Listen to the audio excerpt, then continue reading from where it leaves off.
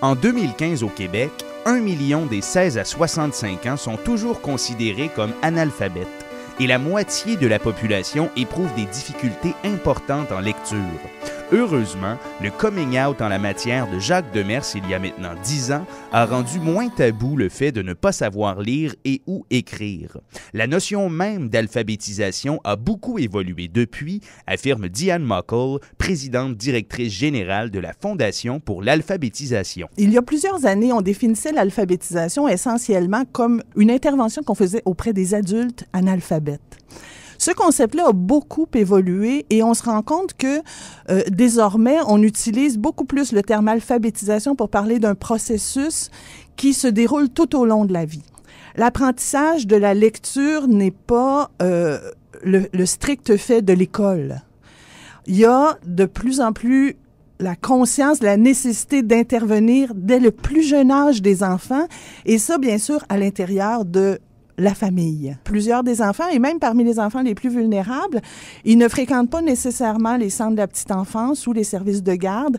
Et donc, il faut tenter d'outiller les familles pour qu'elles prennent conscience de l'importance de faire des activités dans la famille sur le thème de la lecture et de favoriser ces activités-là. C'est pour outiller les parents de jeunes enfants qu'ABC Life Literacy a créé en 1999 la journée de l'alphabétisation familiale du 27 janvier.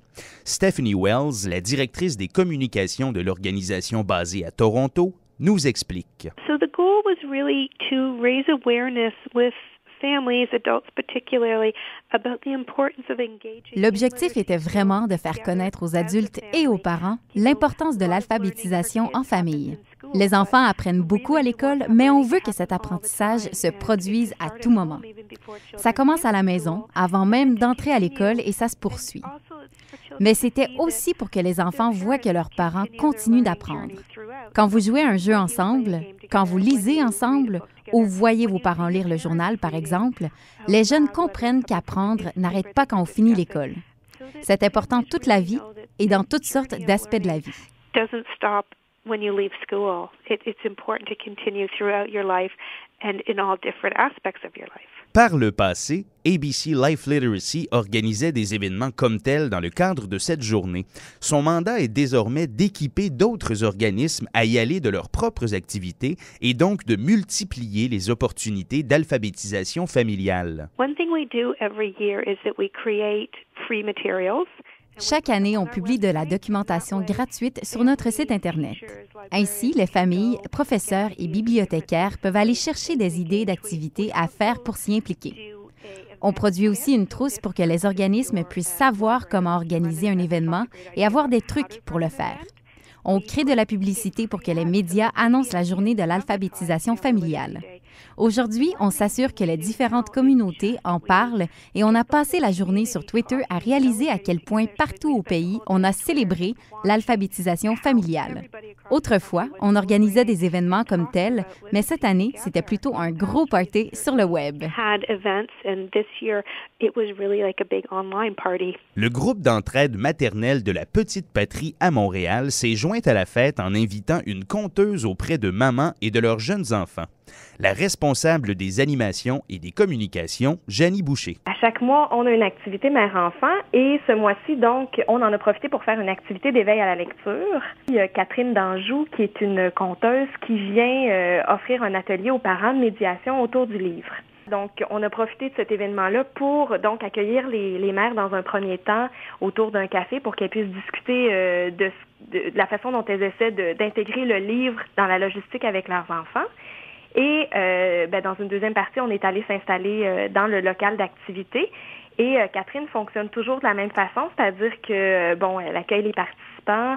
Ensuite, elle va raconter de façon très simple, assez expressive, mais de façon vraiment très passionnante pour les enfants, quelques histoires, quelques livres qui sont soit des livres coup de cœur ou des livres qui fonctionnent bien, avec la clientèle qui est disponible à ce moment-là. C'est une dizaine de mères et une douzaine d'enfants qui ont donc participé à cette activité du 27 janvier dernier et peu importe l'âge, tout le monde y a trouvé son compte. Les bébés étaient complètement fascinés.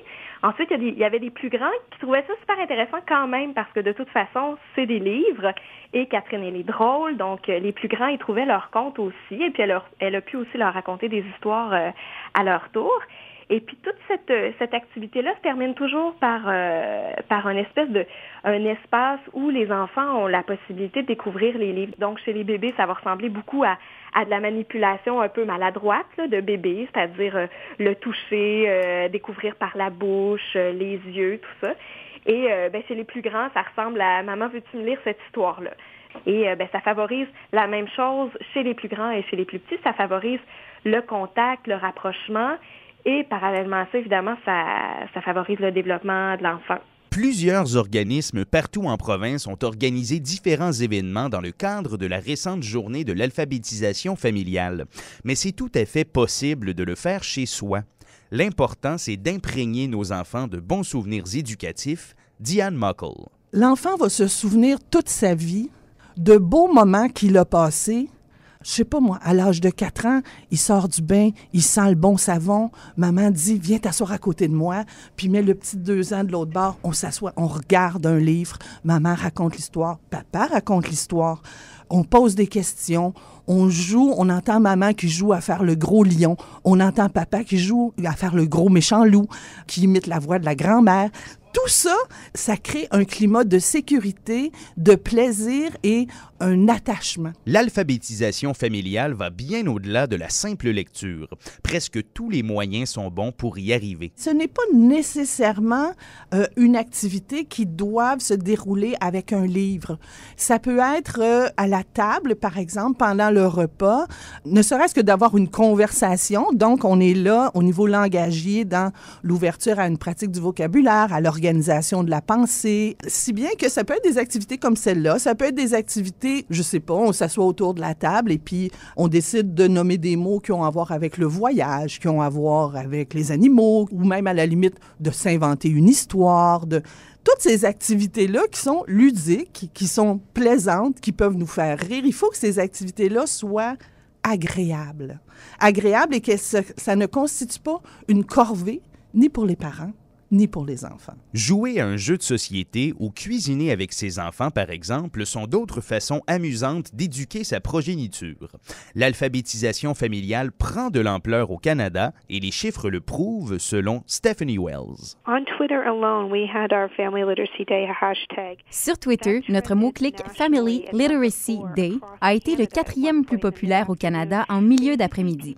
Des gens écrivaient comment ils célébraient la journée de l'alphabétisation familiale 7 fois la minute. Le mot-clic a été partagé 7000 fois. On a rejoint plus d'1 million de Canadiens sur Twitter. En plus des articles de journaux sur l'événement et des annonces d'activités dans différents bulletins communautaires où on a atteint 1000 mentions à travers le pays. Ça a rejoint 11 millions de personnes. Puis, avec les articles sur le web, on est arrivé à 27 millions. Ça pouvait être aussi simple qu'un journal de quartier qui disait « Hey, la bibliothèque organise tel événement dans le cadre de la journée de l'alphabétisation familiale. Venez en pyjama avec votre toutou préféré, rencontrer tel auteur. » Ça a été incroyable. On parle de 27 millions de personnes au Canada qui ont entendu parler de différentes façons de célébrer l'alphabétisation en famille. Or, le Québec semble traîner de la patte en la matière. Évidemment, ce ne sont pas tous les événements organisés dans le cadre de la journée qui ont été rapportés à la Fondation pour l'alphabétisation, mais reste qu'une mince vingtaine d'entre eux seulement ont pu être publicisés. Diane Muckle constate toutefois une amélioration de la situation et que ça se passe le 27 janvier, le 31 février, à la semaine des 4 jeudis ou n'importe quand pendant l'année, il est primordial de se sensibiliser à l'importance de continuer à lire tout au long de la vie. C'est ça qu'il faut ramener, cette importance de la lecture. La lecture dans la vie, c'est un enjeu central. C'est un enjeu qui va nous permettre, pas juste de... On le voit, là, on le conçoit beaucoup en termes d'accès au marché du travail. Mais c'est également un atout extrêmement important pour avoir accès à l'information, pour comprendre le monde dans lequel on vit, pour gérer sa santé, pour pouvoir, au moment des élections, par exemple, pouvoir bien comprendre les enjeux, pouvoir distinguer ce qui nous convient le mieux, pouvoir se faire, entre guillemets, se faire une tête sur quels sont les enjeux aujourd'hui et quel est le parti qui représente le mieux. Il n'y en a jamais un qui représente exactement, mais qui représente le mieux mes aspirations et ce que je crois, dans ma compréhension des choses, être l'objectif à atteindre pour notre société dans les prochaines années. Et c'est là que l'alphabétisation familiale, en dehors du contexte scolaire, est très importante, car bon nombre de jeunes délaissent malheureusement la lecture dès qu'ils ne sont plus obligés de le faire. Quand on introduit la lecture juste au moment de l'arrivée à l'école, rapidement, ça devient un outil d'apprentissage et un outil d'où sort la notion du plaisir de lire strictement. Et donc, on vient de donner à la lecture, si on ne la conçoit que dans le strict contexte scolaire, elle est donc comprise comme un objet strictement utilitaire. Pourquoi maintenant on a 49% de notre population qui a des difficultés? C'est que souvent, au moment où le diplôme est obtenu, un premier diplôme, parce qu'il ne s'agit pas strictement de gens qui n'ont pas de diplôme, à 50% de notre population, le fait d'obtenir un diplôme correspond pour plusieurs à la fermeture du dernier livre. Inscrivons donc tout de suite la date du 27 janvier 2016 à nos agendas. C'était Guillaume Touzelbande pour CIBL Reçoit.